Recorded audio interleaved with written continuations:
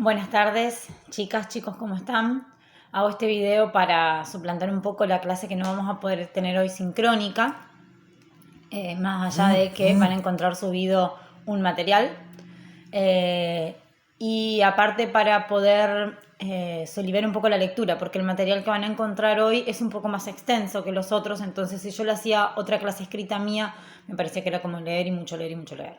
Para ponernos un poco en contexto, nosotros hemos visto en las dos clases que tuvimos una cuestión general acerca de la filosofía, de su surgimiento como saber, de su diferencia con el mito, del contexto histórico en el que nace la filosofía, así como algunas características de este saber como total, como profundo, como un saber radical que busca preguntarse por el porqué, el para qué de todas las cosas, mucho más allá de lo aparente. Y la segunda clase analizamos algunas cuestiones relacionadas a la filosofía de la educación, ¿sí? Esto de una vez que nos ubicamos en la filosofía y que ya recuperamos el concepto de educación como fenómeno humano, como fenómeno social, en el cual se produce una transformación de la persona hacia algún fin, que algunos filósofos dicen, ¿no? Bien filósofos bien de la antigüedad, hacia el logro de una vida buena, una vida virtuosa, es necesario preguntarnos entonces, bueno, ¿qué es la filosofía de la educación? Y acordamos que es una reflexión sistemática y filosófica sobre la educación. Básicamente es hacer filosofía sobre la educación. Por lo tanto, dijimos que se pregunta cuestiones generales, pero a la vez centrales, ¿sí? Como esto de qué es la educación, para qué educamos, a quiénes educamos, con qué objetivo, a quiénes queremos formar, en qué contexto. Incluso dijimos la semana pasada que hay como, si bien la filosofía de la educación puede preguntarse por cualquier cosa relacionada a la educación, porque es filosofía, hay como tres núcleos problemáticos principales, que es el tema de los fines, es decir, qué tipo de hombre quiero formar, es una cuestión antropológica, dijimos, el tema de los medios, que es un aspecto axiológico, es decir, de qué manera, con qué valores voy a formar a ese hombre ideal que tengo en mente y para qué lo voy a formar, ¿sí? Que dijimos que era una cuestión teleológica. Y también analizamos brevemente que estas reflexiones filosóficas sobre la educación se responden de manera diferente según cada época, ¿sí? Tienen que ver muchísimo con el contexto histórico en el que se desarrolla la educación, contexto histórico que a su vez es un contexto cultural, social, político, ético, económico.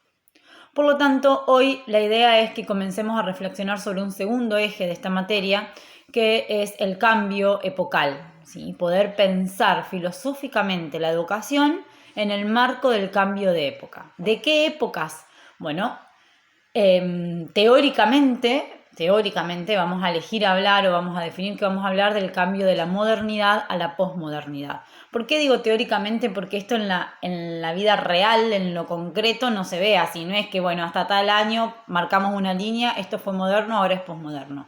En realidad vamos a ver, y van a ver ustedes cuando lean, que hay características de cada era que se mezclan, que se reeditan, que se confunden entre una época y otra. Pero para poder hacer el análisis vamos a hablar como de dos grandes momentos de la historia, que son la modernidad y el tiempo actual, que algunos llaman posmodernidad, ¿sí? No hay un acuerdo tan claro acerca de cómo llamarlo, pero vamos a ponerle de nombre posmodernidad. ¿Por qué vamos a entonces ahora en este eje analizar un poquito lo del cambio epocal? Bueno, en primer lugar porque es el contexto en el cual nosotros educamos, en el cual nosotros enseñamos y por ende tenemos que conocer ese contexto y poder reflexionar filosóficamente sobre el mismo. Pero aparte, ¿por qué nos situamos específicamente en la modernidad y en la posmodernidad? Porque tiene una relación intrínseca con el origen de la escuela, ¿sí? De la educación institucionalizada en la escuela, y una relación fundamental con los avatares y el devenir de la educación hoy. De hecho, nosotros, seguramente ustedes ya han visto algo de esto en pedagogía y van a ver más en historia de la educación de tercero, y algunos ya lo han visto porque la han cursado el espacio. La escuela como tal, como sistema, como institución del Estado destinada a educar a las nuevas generaciones, como un lugar diferente al de la familia y al de la vida comunitaria, comienza o sienta sus bases en la época moderna, en la era moderna. Precaución ahí, cuando hablamos de lo moderno no estamos hablando de lo nuevo, de lo novedoso, estamos hablando de una era histórica, ¿sí? Cuando pensamos en la historia de la humanidad, los grandes historiadores la dividen, y ustedes esto lo saben de la secundaria, en la prehistoria, la historia, la antigüedad, la edad media, la edad moderna y la edad posmoderna. Esa modernidad la vamos a situar alrededor del siglo XV o después del siglo XV. Muchos toman como punto de partida para hablar de modernidad el descubrimiento de América, ¿sí? La ampliación del mundo como concepto, que también a su vez es concomitante con la caída del sistema feudal, con el inicio o la explosión del capitalismo como sistema económico, social y político, y también con el surgimiento de algunas corrientes filosóficas, culturales y de pensamientos, como el iluminismo, la ilustración, ¿sí? Que a su vez están en íntima relación con la escuela, ¿sí? La educación escolarizada, la posibilidad de pensar en contenidos escolares, en un sujeto escolar, en una enseñanza sistematizada, programada y organizada. Perdón, empezaron a cortar el pasto y puse pausa para que no se escuche todo el lío. Decía que esa idea, ¿no? de escuela moderna, de escuela, justamente me anticipé, esa idea de sujeto escolar y de conocimiento escolarizado, que es plausible de ser metido, encapsulado en disciplinas y enseñado a las nuevas generaciones, surge justamente en la modernidad de la mano a estas corrientes filosóficas y de pensamiento como el iluminismo, la ilustración, el nacimiento de los estados-naciones y demás. Entonces, pensar en la modernidad no es solamente hacer historia en general, sino es pensar en la historia de la educación. Y el objetivo de este eje es poder problematizar y pensar filosóficamente cómo impactaron los mandatos y las características de la edad moderna en la educación y cómo impacta el cambio de época, ¿sí? Entonces ustedes van a encontrar en primer lugar una serie de descripciones acerca de la modernidad, de qué significa la modernidad, qué características tuvo, y luego las rupturas o la caída, van a leer varias veces esto de la caída de las promesas de la modernidad, al pasaje a la posmodernidad. ¿Qué es eso de las características de la modernidad, de los mandatos, de las promesas? Bueno, tiene que ver justamente con estas corrientes filosóficas y con estos cambios estructurales, sociales muy grandes que se viven en la modernidad. Pensemos en esto que decíamos hoy, ¿no? El descubrimiento de América como la ampliación de la idea que tenía la gente de lo que era la Tierra, ¿sí? Uno hoy por ahí lo estudia como algo más, ¿no? Bueno, Colón llegó a América, pero transformó la cosmovisión del mundo, aunque es una redundancia, porque justamente cosmovisión tiene que ver con el cosmos, transformó la manera de comprender la sociedad, ¿sí? El hecho de descubrir aquí otras tierras habitadas por otras personas con otra cultura, con otra idiosincrasia totalmente distinta a la europea. Pero a su vez a eso le siguió la expansión del comercio, las vinculaciones entre los diferentes continentes que ya habían iniciado antes, por supuesto, pero que ahora se refuerzan desde la lógica del capitalismo. O sea, el mundo cambia en apariencia porque los mapas, imagínense que tuvieron que incluir en el mapa del mundo otro territorio que no conocían, pero también el mundo cambia en cuanto a la vida cotidiana, ¿no? A lo que se hacía, esto de la migración de la gente del pueblo a las grandes ciudades en Europa, que luego se fortalece y se intensifica con la Revolución Industrial, con la Revolución Francesa, ¿sí? La manera de vivir, la cotidianeidad de las personas se modifica, y también la manera de pensar, las relaciones de poder, la caída del sistema feudal y después con la Revolución Francesa, la caída de las grandes monarquías, ¿sí? Que llevó tanto tiempo, que fue un proceso largo y con diferentes idas y vueltas, modificó la manera de relacionarse de las personas entre sí y con el poder. ¿Sí? De repente la idea de ciudadanía, de democracia, de república, de poder ponerse de acuerdo, de elegir cómo queremos vivir y no que venga impuesto por el monarca o por la ley divina. ¿Sí?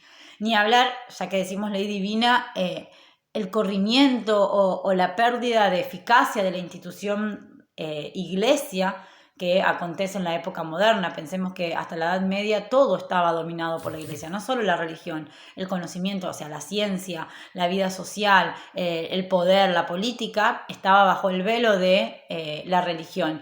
Y de repente todo esto se cae, se cuestiona, se vuelve a ver y se arman nuevas lógicas, nacen nuevas lógicas de relacionarse con lo divino, de relacionarse con el poder, con el saber, con el enseñar.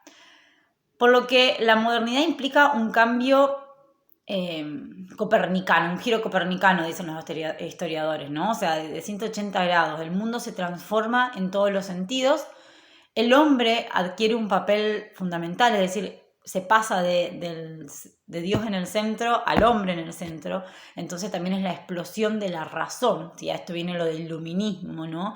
La luz de la razón que iba a iluminar todas las áreas de la vida y del saber y que iba a permitir el progreso indefinido, ilimitado, porque la ciencia iba a avanzar y iba a ir resolviendo los problemas de la humanidad y generando una mayor calidad de vida para todos, porque aparte empieza esta idea del todos y no solo unos pocos, ¿sí? Sino que de repente pensamos en escuelas para todos, en trabajo para todos, en la participación ciudadana, en la posibilidad de la movilidad de las clases, porque las clases ya no son lo que te tocó porque Dios quiso así, que seas pobre o que seas rico, sino que se empiezan a comprender todos estos fenómenos como procesos sociohistóricos que tienen explicación, que no son porque sí. Entonces, imagínense que la modernidad no fue tan larga si uno compara la edad moderna con la edad media y con la edad antigua. O sea, la edad antigua fueron siglos y siglos y la edad moderna la pensamos entre el siglo XV y el siglo XVIII. O sea, fueron 3 siglos, un poquito más para algunos, siglo XIX. Siglo XIX podríamos poner también. O sea que no fueron tantos años,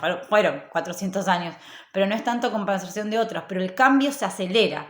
O sea, lo que antes en la antigüedad, en la Edad Media, llevaba siglos modificarse, descubrirse, construirse, en la Edad Moderna es una cosa tras otra. Es vertiginoso los descubrimientos científicos, las transformaciones sociales, políticas y en el medio la escuela, ¿no? La escuela que surge con un saber que ahora viene de la ciencia, que está garantizado por la ciencia, que es certero, que es comunicable, que surge con el fin de formar al hombre y a la mujer moderna, un hombre y una mujer que apelen a su razón para poder actuar en la vida, que participen ciudadanamente, que se integren al sistema productivo capitalista. Es decir, la escuela nace con estas premisas modernas. Y aparte la escuela es una de las grandes promesas de la modernidad, ¿no? La institución escolar como esa panacea, van a decir uno, ¿no? Como la solución a todos los problemas. Había que educar, y había que educar en esta lógica moderna.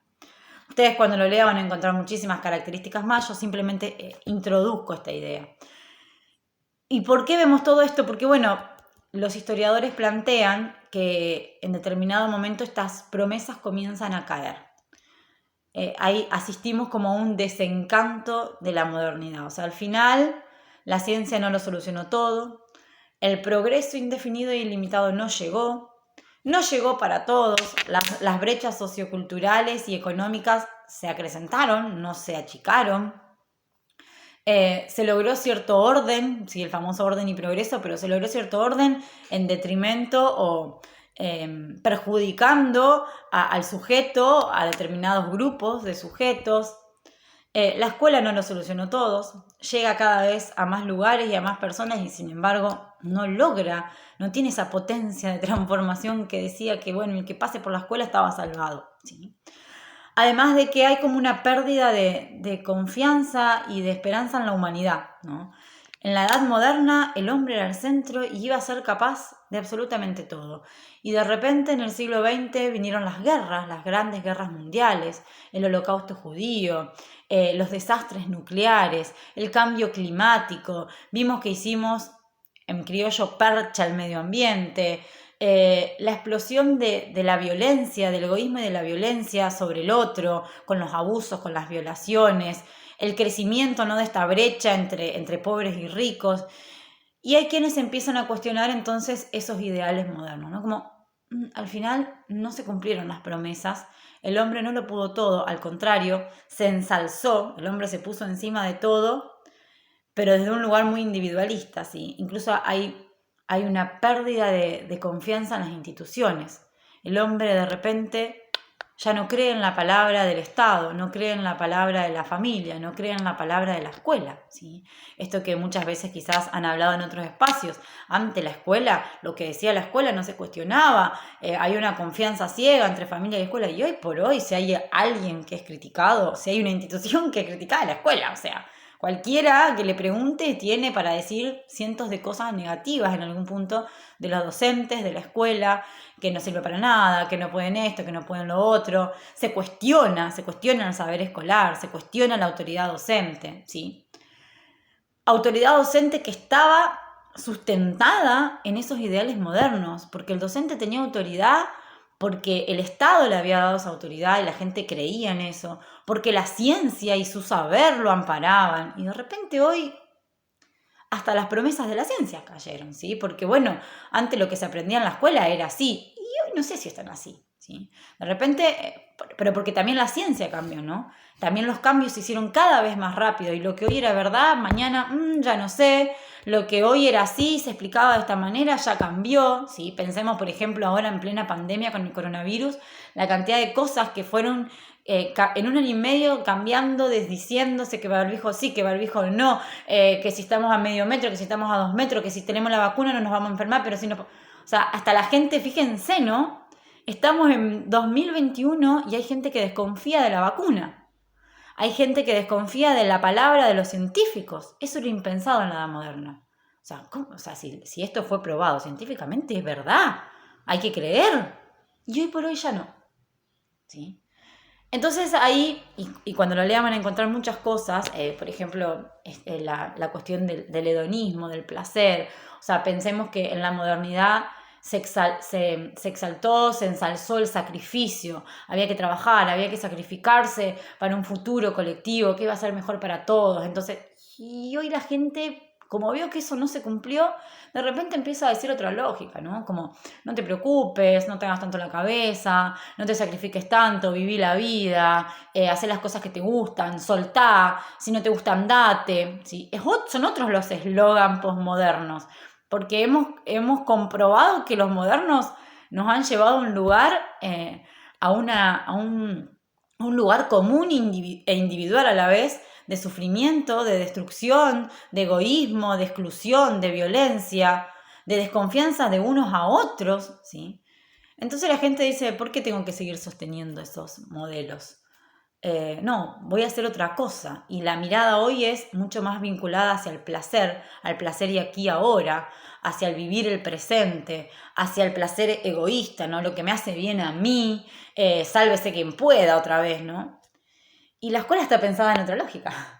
La escuela está pensada en el invertir con tu sacrificio y con tu esfuerzo ahora para un futuro, ¿sí? En el trabajo y en el aprendizaje, no en la diversión y el placer. En lo comunitario, en la construcción de un lazo social, en lo grupal y no en lo individualista, ¿sí? ¿Y cómo hacemos? Entonces, ahí viene la pregunta filosófica, ¿cómo hacemos para sostener la escuela y qué tipo de escuela en este contexto? ¿Cómo hacemos para que algo de lo que decimos sea digno de ser enseñado si no tenemos confianza ni en la propia ciencia? ¿Cómo hacemos para que nuestra palabra sea escuchada si la autoridad docente es cuestionada porque está basada en ideales modernos que la gente ya no quiere sostener, que se revela, ¿sí? Pensemos en esto que no lo dice el texto que le subí porque quizás un poco más es anterior, pero la gran cuestión de derrumbar el patriarcado, por ejemplo, es sumamente posmoderno. O sea, estamos cuestionando las bases sobre las que fueron constituidas la sociedad, la posibilidad de vivir juntos, La posibilidad de vivir juntos allá en la época de las cavernas se gesta en ciertas leyes y en ciertos principios que eran incuestionables. O sea, podemos acordar ciertas cosas, pero esto es incuestionable. Y esas leyes y esos principios eran patriarcales, ¿sí? Eran excluyentes, eran machistas, eran misóginos, ¿sí? Y hoy nosotros nos atrevemos a cuestionar todo eso. Pero en el medio está la escuela. Y la escuela no es, ya habrán visto en otros espacios, la escuela no nació con una pretensión de inclusivo, de heterogéneo, de diversidad, de igualdad de género. Al contrario, la escuela siguió, y no estoy criticando la escuela en sí, porque es explicable en el contexto en el que nació. La escuela nació en un mundo en donde se buscaba la homogeneidad, en donde había una clase social por sobre otra y las clases menores, las clases más pobres y menos cultas, no eran dignas de ser clases ni de ser tenidas en cuenta. Al contrario, se buscaba disciplinar a esa clase, o sea, que esta clase aprenda y se incorpore a nuestra cultura superior, ¿sí? O sea, la escuela nunca fue inclusiva en sus inicios, no le interesaba, la escuela siempre fue sexista. Sabemos que al principio las mujeres ni siquiera podían ir a la escuela, ni a la escuela primaria. La escuela siempre fue patriarcal, ¿sí? Entonces, pensar todas estas revoluciones de pensamiento, de lo social, de lo cultural, de lo ético, de lo político, hoy, en la era posmoderna, ¿sí? Quizás nos ayuden a entender por qué la escuela está teniendo los problemas que tiene, ¿sí? Que no es solo porque, porque los profesores no se forman bien, o porque las familias no acompañan, o porque los chicos vienen sin cultura. Sí, todo eso tiene que ver, pero aparte el sentido de la escuela está siendo cuestionado, ¿sí? La escuela tiene sentido en la edad moderna, tiene mucho sentido. Era defendida, cualquiera lo iba a defender. Pero esos ideales modernos se cayeron estrepitosamente y son cuestionados hoy. Y los cuestionamos todos, sin querer, queriendo. Ustedes también los cuestionan y quizás no saben que lo están haciendo. Pero cuando cuestionan la autoridad política, cuando cuestionan la autoridad policial, ¿no? O sea, antes la policía era una institución de la modernidad, la ley, era representante de la ley. Hoy vos ves un policía y capaz que le enseñás a tu hijo que tenga cuidado del policía. O sea, el policía está para cuidarnos, ¿sí? Todos cuestionamos sin saber a veces los ideales modernos, pero muchas veces pretendemos que la escuela siga teniendo ese papel, ese valor y esa función que tenía en la modernidad cuando ya no estamos en ella, ¿sí? Entonces, la invitación acá es a conocer esto del cambio epocal, tratar de incorporar algunas de estas características, pero para después pensar, bueno, ¿y la escuela? ¿Sí? La educación también siempre, ¿no? Desde la filosofía, desde una reflexión que interrogue, que pregunte, que cuestione. No tanto para encontrar certeza. No es que después de este eje tenemos que elaborar una teoría acabada, divina, eso no sería filosofía, ¿sí? Sino poner en movimiento, ponernos a pensar qué nos pasa con la escuela en la era posmoderna.